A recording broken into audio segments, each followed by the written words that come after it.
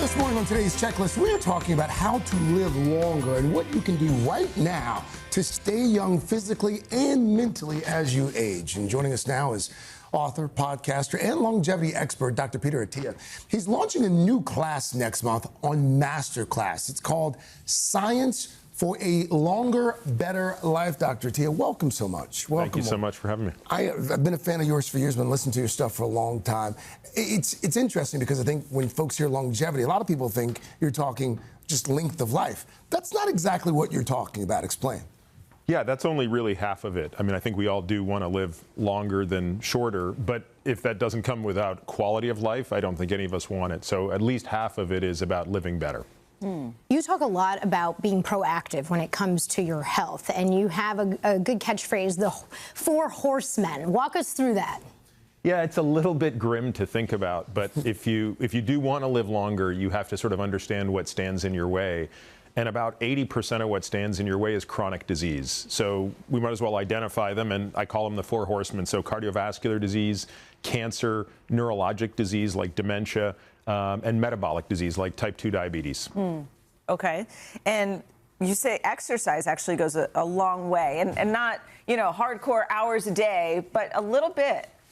Yeah, I think exercise is probably the single most important thing that you can do to ward off these chronic diseases. And it depends on where you are. So if you're starting with nothing, if you're a person, and unfortunately that's the majority of people, they just don't have the time or they don't have the love for it. But if you're doing nothing and you can somehow take that up to 2.5 hours a week, that's going to reduce your all-cause mortality, the chance that you'll die of anything, by 15%. Really? So you don't have to be spending 12 hours a week training to get the benefits. But it's not just about cardio, and it's not just about strength training. It's also about balance as well, right?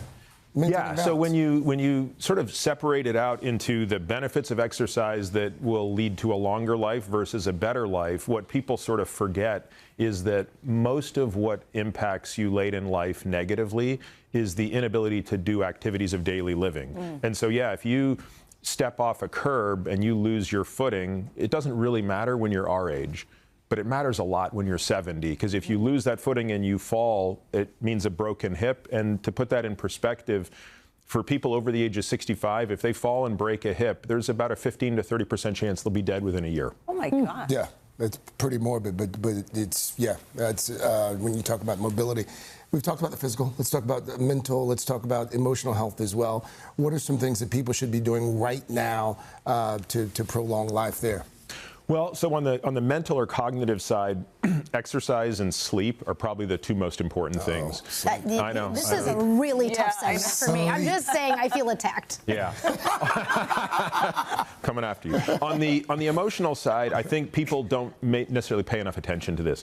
And it's not just about kind of happiness, it's about sense of purpose, and it's about the strength of your relationships. And as silly as it sounds, that requires work. So if you immerse yourself in your job at the expense of your family and friends, you might wake up one day at 70 and realize you don't have the strength of connections that you wanted. So you have to kind of put the effort into that you would have to anything else you're pursuing. Staying socially connected. Yep. So loneliness is something else that can take away from longevity. I think there's reasonable evidence, although it's very difficult to prove scientifically, that loneliness can negatively impact the length of your life, right? You literally won't live as long. But I would argue, who cares? Even if that's not true, just the quality of your life deteriorating would be reason enough to avoid that. Doctor, while we have you, can we ask you about all these supplements out there? I get pinged with ads for different ones, for so many different things. Do any of them actually work? You have to take these things on a case-by-case basis, but as a general rule, most of these things do not work. Okay, well, that solves it. Yeah. Okay. See, and certainly not a substitute for exercise or nutrition either. Definitely not. And we live in a society where, and I think we're all subject to this, including myself, it's always nice to have a quick way out. But if someone's got a miracle supplement for you that's going to boost mitochondrial health, the answer is it's not doing it. But if you exercise, that certainly will. Do you take anything? I do. There are certain supplements I take. I think like magnesium, for example, is something most of us are somewhat deficient in. I also take creatine monohydrate.